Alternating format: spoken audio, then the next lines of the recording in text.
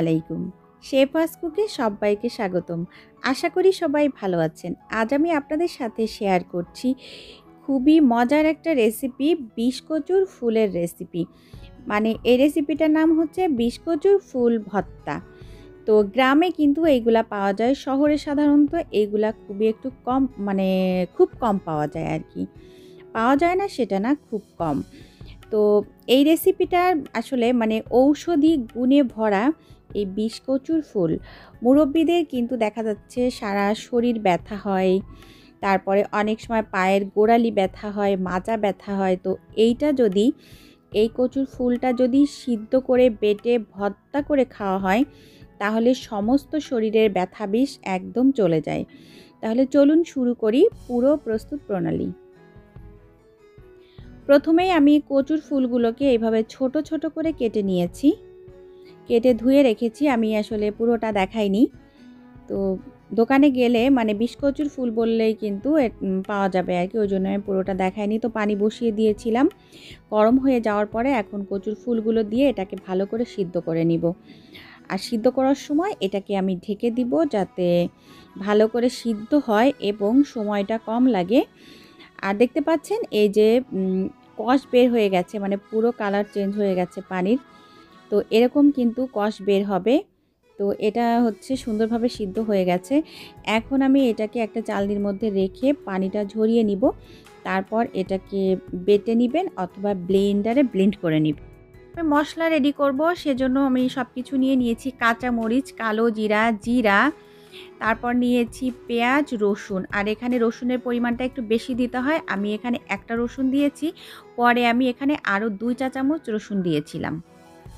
তো বেটে নিয়েছি। এখন চলে আসলাম রান্নাতে। কড়াই বসিয়ে দিয়ে এখানে আমি তেল দিয়ে দিলাম পরিমাণ মতো, সরিষার তেল। আর আপনারা কিন্তু প্রথমেই বেশি তেল দিবেন না, কম তেল দিয়েই করবেন, কারণ প্রথমে মনে হতে পারে তেল কম হয়েছে, পরে আবার কিন্তু তেলটা ঠিকই ছেড়ে দেয়। তো এখানে সরিষার তেল দিয়ে রান্না করার ক্ষেত্রে একটা টিপস দিয়ে দেই, একটু বেশি করে গরম করে নিলেই কিন্তু সরিষার তেলের গন্ধটা চলে যায়। তো আমিও গরম করে নিয়েছি।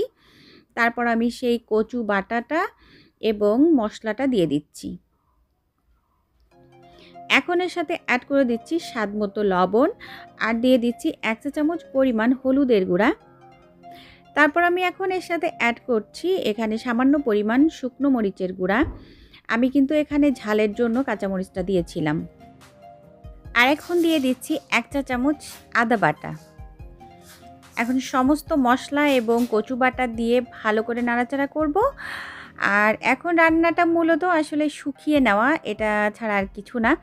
তো এই কচুর ফুলে কিন্তু যেমন ভিটামিন আছে, তেমন হচ্ছে অনেক উপকারী উপাদান আছে এর মধ্যে। তো বিশেষ করে শুধু যে মুরব্বিদের ব্যথা সারবে সেটা না, এটা কিন্তু অল্প বয়সীদেরও গায়ের ব্যথা এবং হাতে পায়ের ব্যথা, জয়েন্টের ব্যথা, এইসব কিন্তু এই কচুর ফুল বাটায় সেরে যায়, অনেক উপকার হয়।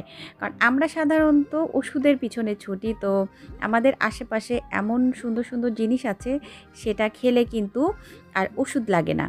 তো কথা বলতে বলতে কিন্তু এটা প্রায় শুকিয়ে গেছে।